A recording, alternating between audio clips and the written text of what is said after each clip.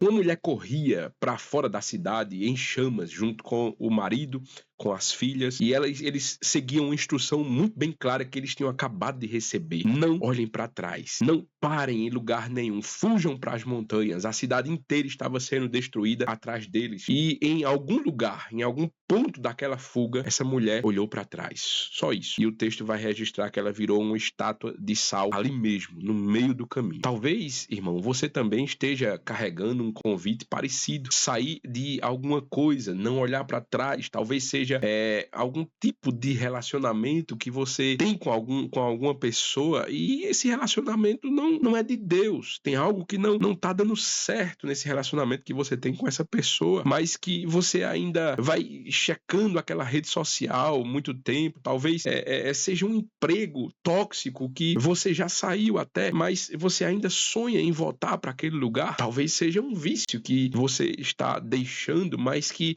você ainda fica romantizando em pensamento, ou talvez seja simplesmente uma fase antiga da sua vida que, mesmo tendo sido muito ruim, ainda parece mais segura do que o caminho novo que Deus está abrindo na tua vida. Esse vídeo, irmão, é justamente sobre o que realmente aconteceu com essa mulher e sobre o que Jesus, séculos depois, disse para explicar o porquê ele citou essa palavra especificamente. E desde já, uma coisa muito importante, irmão. Isso não é sobre nunca sentir saudade ou nem sobre proibir você de processar o que ficou para trás. Não é sobre isso. É sobre outra coisa muito mais específica. Mas fique comigo e volte aqui para você entender essa cena com calma. Porque o nome dela, dessa mulher no caso, nem é registrado na Bíblia. Nós só sabemos que ela era esposa de Ló, sobrinho de Abraão, que estava morando em Sodoma, uma cidade conhecida pela maldade extrema. Quando Deus ele decide destruir Sodoma e Gomorra, ele envia 2 anjos para tirar Ló e a sua família de lá antes da destruição. E reparem num detalhe que costuma passar desapercebido. Nem Ló saiu correndo por vontade própria, porque o texto vai dizer que ele se demorava e aqueles varões lhe pegaram pela mão e pela mão da sua mulher e pela mão das suas filhas e tiraram eles de lá e puseram eles fora da cidade. Foi preciso puxar aquela família inteira para força, por misericórdia, porque ninguém ali queria mesmo sair. Essa é que é a verdade. E só depois de tirar eles de lá fisicamente foi que veio a instrução: escapa-te por tua vida, não olhes para trás e não pares em toda essa campina, escapa lá para o monte, para que não pereças. E aí então, quando o enxofre e o fogo já estavam caindo, a mulher de Ló olha para trás e aí ela é convertida em estátua de sal. Mas tem um detalhe aqui que eu preciso que você entenda no que essa história não está dizendo. Ela não está dizendo que ela não podia sentir nada pela vida que ela estava deixando, filhos que talvez tivessem ficado para trás, uma casa, anos de memória, tudo isso sendo destruído atrás dela. Veja, eu estou conjecturando aqui situações do dia a dia que podem acontecer, não necessariamente o que está descrito na Bíblia. A tristeza, sabe, por essa perda nunca foi o problema, irmão. O problema foi o gesto específico, no momento específico. Ela virou o corpo no meio do resgate, ainda em andamento, na direção do que estava sendo tirado dela. Não é a mesma coisa que lembrar depois, no caminho, com o coração doendo.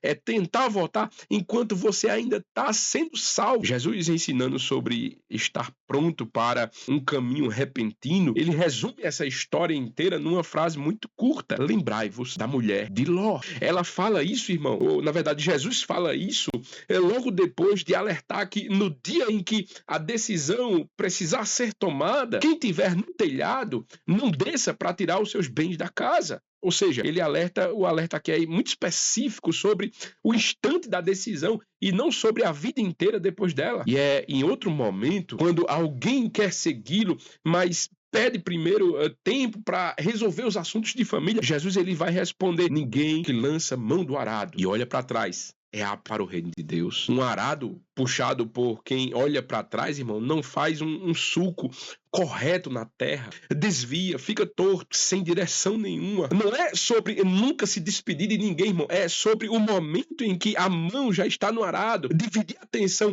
entre seguir em frente e vigiar o que ficou para trás, vai comprometer os dois. Isso muda, irmão, o que o saia e não olhe para trás deveria significar para nós. Não é uma ordem para anestesiar o coração ou fingir que nada daquilo importou. Não, muito menos se sentir culpado por sentir falta. Não, é um alerta sobre o momento específico, o momento em que Deus já está te tirando pela mão de algo, e a única coisa que resta decidir é se você vai continuar olhando para frente ou se você vai virar o seu corpo na direção contrária, na direção do que está sendo destruído atrás de você. Se esse vídeo está te ajudando a pensar nisso, irmão, curta, se inscreva nesse canal, porque isso ajuda com que esse vídeo chegue para mais pessoas que precisam ouvir essa verdade. Então pense naquilo, irmão, que talvez você está deixando, ou no que você já deixou, mas você ainda encontra um jeito de olhar para trás de vez em quando. Você pode processar essa dor sem parar de andar, sem sentir.